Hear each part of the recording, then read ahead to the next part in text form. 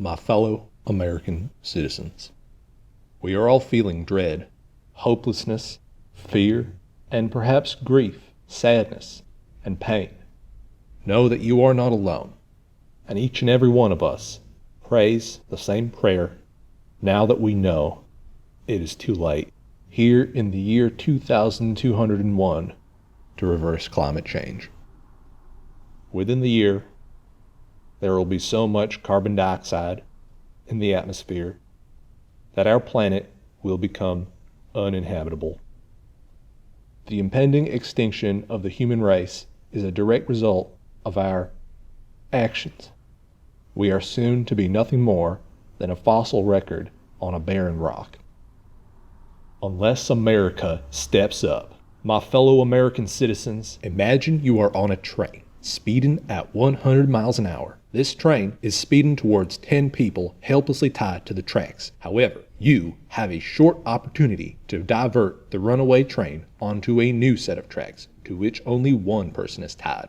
Any sane, reasonable utilitarian would switch the train's deadly course in a heartbeat to minimize the loss of life. This scenario forms the basis for the difficult decision I'm announcing today.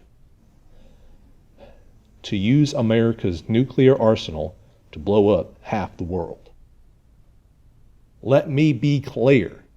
We have agreed not to target the nuclear designated states listed in the Non-Proliferation Treaty: China, France, Russia, the United Kingdom, and the United States. Nor will we target the states that have or are presumed to have nuclear weapons.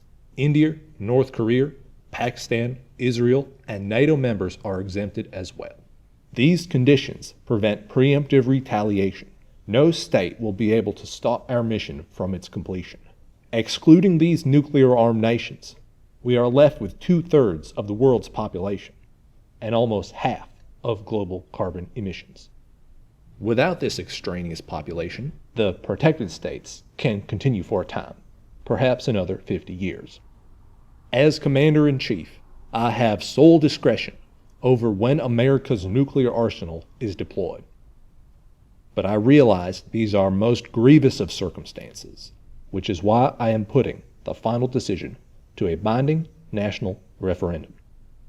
At the end of this week, you, the voters, will decide whether the human race slowly chokes to death on its own fumes or continues to live another day. You may vote for, against, or choose to abstain from this referendum. If you think this is a ludicrous proposition that will only delay the inevitable, if you think America is once again abusing its unchecked might, let me remind you of a third option. We will count total suicides committed in protected states towards the 2/3 extermination target. If enough of you kill yourselves, we can spare one or two of our friends on the world stage. It's up to you to decide this Friday. It continues to be a privilege to serve this nation. And God bless America.